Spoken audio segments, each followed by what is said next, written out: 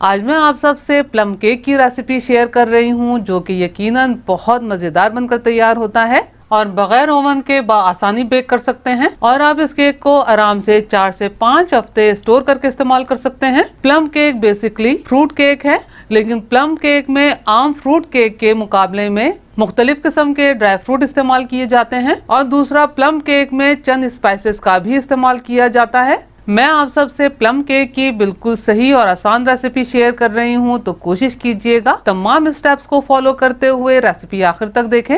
बिस्मिल्लाहिर्रहमानिर्रहीम। अस्सलाम वालेकुम फ्रेंड्स, उम्मीद है आप सब खैरियत से होंगे। ये मैंने चंद ड्राई फ्रूट लिए हैं जो कि हम प्लम केक में इस्तेमाल करेंगे। आपको इस तरह का ताज़े फलों को ड्राई किया हुआ ड्राई फ्रूट का बॉक्स किसी भी अच्छी ड्राई फ्रूट की शॉप से मिल जाएगा। वैसे आप अपनी पसंद के अपनी मर्जी से अलग अलग ये ड्राई फ्रूट भी खरीद सकते हैं। इनमें से मैं सिर्फ ड्राई कीवी, ड्राई पाइनएप्पल और ड्राई प्लम्स का इस्तेमाल करूंगी। वैसे आप इन ड्राई फ्रूट के बगैर बाकी ड्राई फ्रूट की क्वांटिटी बढ़ाकर केक बना सकते हैं। ये मैंने 100 ग्राम टूटी फ्रूटी ली है। ये 50 ग्राम ड्राई खुबानी, 50 ग्राम काले किशमिश, 50 ग्राम ड्राई चेरी। अगर आपके पास लाइट कलर की किशमिश है तो 50 ग्राम वो भी ऐड कर दीजिएगा। मेरे पास मौजूद नहीं थी, इसलिए मैं इस्तेमाल नहीं कर सकी। अब इन्हें मैं छोटे पीसेस में कट कर लूंगी।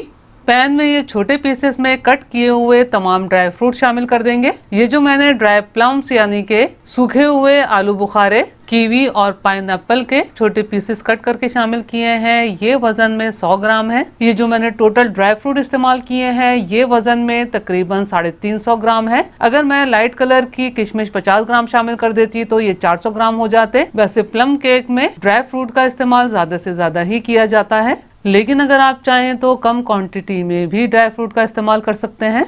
1 टेबलस्पून स्वीट लाइम जेस्ट यानी कि मौसम्बी का छिलका कद्दूकस करके शामिल किया है। 1 कप मौसम्बी का जूस शामिल किया है। मैंने इसमें मौसम्बी के छिलके और जूस का इस्तेमाल किया है। आप चाहें तो मौसम्बी की जगह कीनू का इस्तेमाल कर सकते हैं। अब यहाँ आपके पास 2 ऑप्शन है। ड्राई फ्रूट को जूस में मिक्स करके पैन को कवर करके 24 घंटे ऐसे ही रूम टेम्परेचर पर रहने दें, या फिर मेरी तरह मीडियम टू लो फ्लेम पर 4 से 5 मिनट पका लें ताकि ये ड्राई फ्रूट सॉफ्ट हो जाएं। 3 से 4 मिनट पका लेने के बाद इन्हें ठंडा हो जाने तक रूम टेम्परेचर पर ऐसे ही रहने देंगे ताकि ये मजीद सॉफ्ट हो जाएं। केक के लिए ड्राई मिक्सचर तैयार कर लेते हैं। तो ये मैंने स्ट्रेनर में 2 कप यानी कि 240 ग्राम मैदा शामिल किया है, 1.5 टीस्पून बेकिंग पाउडर, 2 चुटकी नमक, ½ टीस्पून दालचीनी का पाउडर शामिल किया है, ½ टीस्पून सौंठ का पाउडर यानी कि ड्राई जिंजर का पाउडर शामिल किया है। ये मैंने आधी जायफल ली है और 4 अदद लौंगे ली हैं। इनका पाउडर बना लेना है और पाउडर बना लेने के बाद सिर्फ 1/4 टीस्पून मैदे में शामिल करना है। अब इन तमाम अज़ा को छान कर आपस में अच्छे तरीके से मिक्स कर लेना है।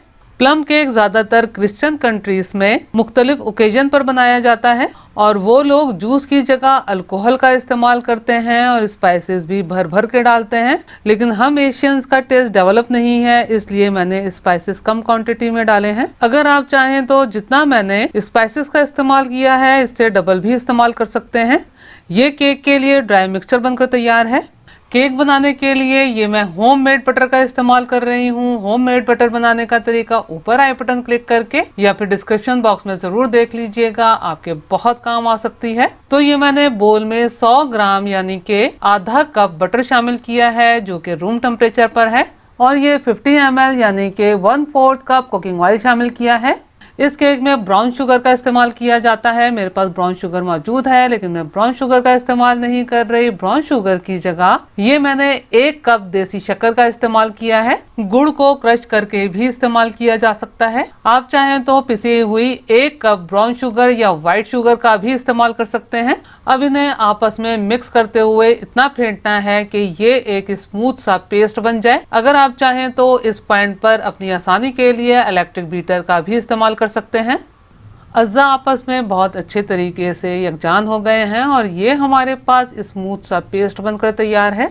अब इसमें हमने अंडे शामिल करने हैं। अंडे आप इसी तरह अलग बोल में तोड़ के शामिल किया करें, क्योंकि कुछ पता नहीं होता, सर्दी हो या गर्मी अक्सर अंडा खराब भी निकल आता है। 3 अदद अंडे शामिल किए हैं। ½ टीस्पून वनीला एसेंस शामिल किया है। अब इन तमाम अज्जा को आपस में मिक्स करते हुए इतना फेंटना है कि ये एक स्मूथ पेस्ट बन जाए। ठंड का मौसम है तो हाथ से फेंटने में आपको थोड़ा टाइम लग सकता है। अगर आपके पास इलेक्ट्रिक बीटर मौजूद है तो इलेक्ट्रिक बीटर का इस्तेमाल कर लीजिएगा। आप देख सकते हैं अंडे वगैरह सब आपस में मिक्स हो गए हैं और ये एक स्मूथ सा बैटर बन गया है। अब हमने क्या करना है, जो हमने मैदे का मिक्सचर तैयार किया है थोड़ा थोड़ा इसमें शामिल करते चले जाएंगे और स्पैचुला की मदद से फोल्ड करते चले जाएंगे।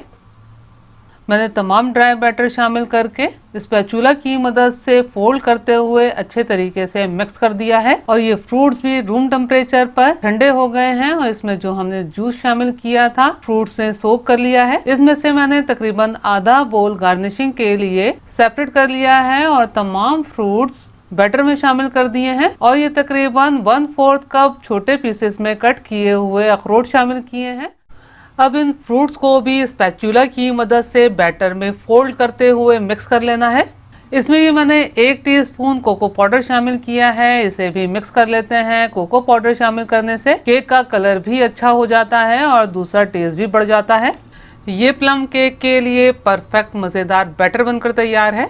ये मैंने कुकिंग ऑयल की मदद से बटर पेपर को मोल्ड में सेट कर लिया है। ये मैं 6 इंच का मोल्ड इस्तेमाल कर रही हूँ। अगर आप चाहें तो 8 इंच का मोल्ड भी इस्तेमाल कर सकते हैं, क्योंकि मैंने इसमें से थोड़ा सा बैटर बचाना है जो कि मैं विदाउट ओवन बेक करूंगी। ओवन में बेकिंग थोड़ी देर में होती है, इसलिए मैं पहले ओवन में बेक करने के लिए रख रही हूँ। मोल्ड को हमने 3/4 फिल करना है, यानी कि 1/4 हिस्सा हमने खाली छोड़ना है। प्लम केक या फिर फ्रूट केक बनाने के लिए बैटर को थोड़ा गाढ़ा रखा जाता है ताकि ड्राई फ्रूट तले पर ना बैठे। मोल्ड को थोड़ा टैप कर लेना है ताकि बैटर में मौजूद एयर बबल निकल जाए। जो हमने ड्राई फ्रूट बचाए थे वो मैंने केक के बैटर की सरफेस पर फैलाते हुए डाल दिए हैं और ये थोड़े से काजू और अखरोट अरेंज किए हैं। अब इसे प्री हीट ओवन में 180 डिग्री सेंटीग्रेड पर तकरीबन 45 to 50 मिनट बेक करेंगे। वैसे बेकिंग आपके इलेक्ट्रिक ओवन पर डिपेंड करती है कि आपका ओवन कितना टाइम लेता है।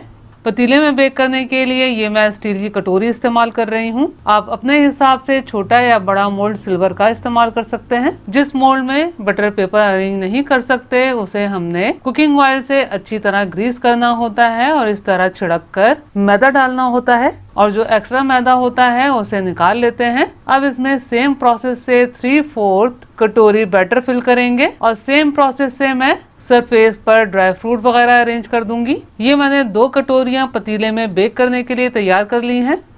दूसरी तरफ ये मैंने 5 मिनट पतीली को मीडियम फ्लेम पर प्री हीट कर लिया है।